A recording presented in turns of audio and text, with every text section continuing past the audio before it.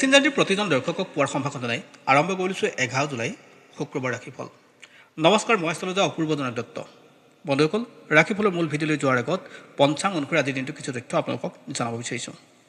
আজি হ'ল 11 জুলাই 2025 শুক্ৰবাৰ। অসমীয়া লেখেৰে 1432 ভাস্কৰাব্দৰ আজি আহাৰ মাহৰ 26 দিন। আজি সূৰ্যোদয় পুৱা 4:40:55 আৰু সূৰ্যাস্ত হ'ব সন্ধিয়া 6:12:12। আজি তিথি হ'ল কৃষ্ণ প্ৰতিপদ তিথি। আজি নক্ষত্ৰ পূৰ্বচৰা নক্ষত্ৰ, যোগ হ'ব বৈধিতি আৰু কৰণ হ'ব বলৱকৰণ। আজি কোনো শিশুৰ যদি জন্ম হয় তেওঁৰ ৰাশি হ'ব ধনু ৰাশি, ক্ষত্ৰিয় বৰ্ণ, বৰুণ যোগ হ'ব, নৰগণ লাভ কৰিব। অস্তুতৰীৰ মতে বৃহস্পতি আৰু বিংশুতিৰ মতে শুক্ৰ দশা হ'ব তেওঁ। আৰু আদ্য ঋতু হ'লে আজি তিনিমহীয়া প্ৰতিহীনা যোগ হ'ব আৰু সাদিনীয়া শুভকা যোগ হ'ব সন্ধিয়া 5:56:18 যোৱাৰ পিছত। বন্ধুসকল, 12টা ৰাশি আছে। এই 12টা ৰাশি আজি যিটো কেনে যাব তাকে জনাম, গতিকে ভিডিঅ'টো আপুনি শেষলৈকে চাব। আৰু আপোনালোকে যেতিয়া আমাৰ এই ভিডিঅ' ফেচবুকত প্ৰথমবাৰ কাৰণে চাইছে, পেজটো ফ'ল' কৰি ৰাখিব। আৰু ইউটিউবত যদি চাইছে তেনেহ'লে চেনেলটো ছাবস্ক্ৰাইব কৰি কাষত থকা বেল আইকনটো প্ৰেছ কৰিবলৈ নাপাহৰিব, যাতে অনাগত দিনত আমাৰ এষ্ট্ৰলজিৰ ভিডিঅ'সমূহ আপুনি সহজে পায়। বন্ধুসকল, এতিয়া আহিছোঁ ৰাশিফলৰ মূল অংশলৈ। প্ৰথমে জনাব বিচাৰিছোঁ মেঘ ৰাশিৰ বিষয়ে। যদি আপুনি মেঘ ৰাশিৰ ব্যক্তি হয় তেনেহ'লে আজিৰ দিনটো আপোনাৰ কাৰণে ভাল হ'ব। আজি আপোনাৰ ক্ষেত্ৰত লাভৱান যোগ আছে, আৰ্থিক স্থিতি ভাল হ'ব আৰু পৰিয়ালৰ হওক বা আপোনাৰ বন্ধুবৰ্গই হওক আপোনাক সহায়ৰ হাত আগবঢ়াব। ইয়াৰ পিছত আহিছোঁ বৃষ ৰাশিলৈ। যদি আপুনি বৃষ ৰাশিৰ ব্যক্তি হয়, দায়িত্ব কিছু বাঢ়িব, বন্ধুবৰ্গৰ লগ এৰাৰ যোগ আছে, সম্বন্ধত ক'ৰবাত নহয় ক'ৰবাত সমস্যা আহিব, সেয়া পৰিয়ালৰ মাজত খুব বেছি হ'ব আৰু পতি পত্নীৰ মাজত আন্তৰিকতা ক'ৰবাত কমিব।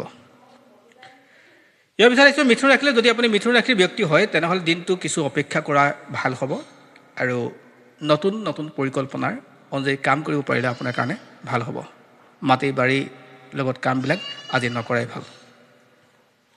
ইয়াৰ পিছত আহিছোঁ কৰ্কট ৰাশিলৈ। যদি আপুনি কৰ্কট ৰাশিৰ ব্যক্তি হয় তেনেহ'লে আপোনাৰ ক্ষেত্ৰত টকা পইচাৰ দিশটো আজি ভাল হ'ব, ব্যৱসায় বাণিজ্য উন্নত হ'ব, কৰ্মস্থানত আপোনাৰ মান সন্মান আৰু পদোন্নতিৰ যোগ থাকে।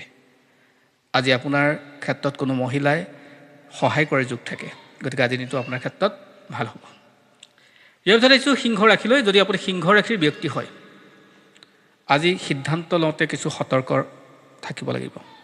আপুনি লোৱা যিকোনো সিদ্ধান্ত আজি লাভৱান নহ'ব পাৰে, যিকোনো সিদ্ধান্ত আপোনাৰ কাৰণে পক্ষপাত হ'ব পাৰে।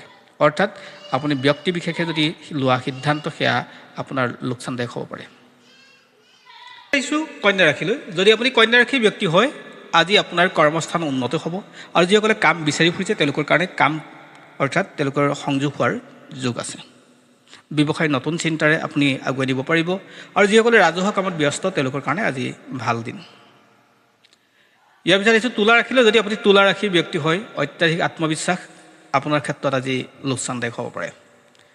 পাৰিলে বিভিন্নজনৰ কথা শুনি নিজৰ চিন্তা চৰ্চাই কাম আগবাঢ়িব, কিন্তু আপোনাৰ সম্পূৰ্ণ আপোনাৰ আত্মবিশ্বাস আৰু আত্মনিৰ্ভৰ ক্ষেত্ৰত আপোনাৰ ক'ৰবাত সমস্যাত পেলাব। বিশেষকৈ কোৰ্ট কাছাৰীৰ লগত অলপ দিগদাৰ থাকে। যিসকলে কোৰ্ট কাছাৰীৰ লগত জড়িত হৈ আছে তেওঁলোকৰ ক্ষেত্ৰত আজি পজিটিভ নহয়। ইয়াৰ ভিতৰত আহিছোঁ বৃশ্চিক ৰাশিলৈ। যদি আপুনি বৃশ্চিক ৰাশিৰ ব্যক্তি হয় তেনেহ'লে মান সন্মান পাব, সমূহীয়া কামবিলাকত ব্যস্ত থকাসকলৰ কাৰণে লাভদায়ক হয়। মাটি বাৰী প্ৰপাৰ্টিৰ ক্ষেত্ৰত আজি ভাল যোগ আছে, তেওঁলোকৰ ক্ষেত্ৰত লাভৱান হ'ব আৰু সম্বন্ধবিলাকো ভাল হ'ব। ইয়াৰ পিছত এইটো ধনুৰাশিৰ ব্যক্তি, মানসিক ডিষ্টাৰ্বেঞ্চ থাকিব, সৰু সৰু কথাবিলাকতে ইছ্যু আহিব, পৰিয়ালৰ মাজত বন্ধুবৰ্গৰ মাজত কৰ্মস্থানত আপোনাৰ এই ইছ্যুবিলাক আহিব, যাৰ কাৰণে সম্বন্ধ ক'ৰবাত বেয়া হ'ব পাৰে। আৰু এটা কথা নিশ্চিত যে আজি যি সিদ্ধান্ত লয় সেয়া সিদ্ধান্ত আপোনাৰ ফলপ্ৰসূ নহ'ব পাৰে, স্বাস্থ্যক লৈ অলপ সচেতন হ'ব। ইয়াৰ পিছত মকৰ ৰাশিলৈ। যদি আপুনি মকৰ ৰাশিৰ ব্যক্তি হয় তেনেহ'লে শত্ৰুৱে আপোনাক সমস্যাত পেলাবই, গতিকে শত্ৰুৰ ক্ষেত্ৰত আপুনি অলপ সাৱধান হ'ব লাগিব। ঘৰৰ ওচৰ চুবুৰীয়া বা বন্ধুবৰ্গ সকলো ক্ষেত্ৰতে ক'ৰবাত নহয় ক'ৰবাত আপোনাৰ পাজোলত পৰাৰ যোগ থাকে, গতিকে টকা পইচা লেনদেন কৰোঁতে হওক, বিভিন্ন ঠাই ফুৰা চকাতে হওক, আপুনি কিছু সাৱধান হ'ব লাগিব।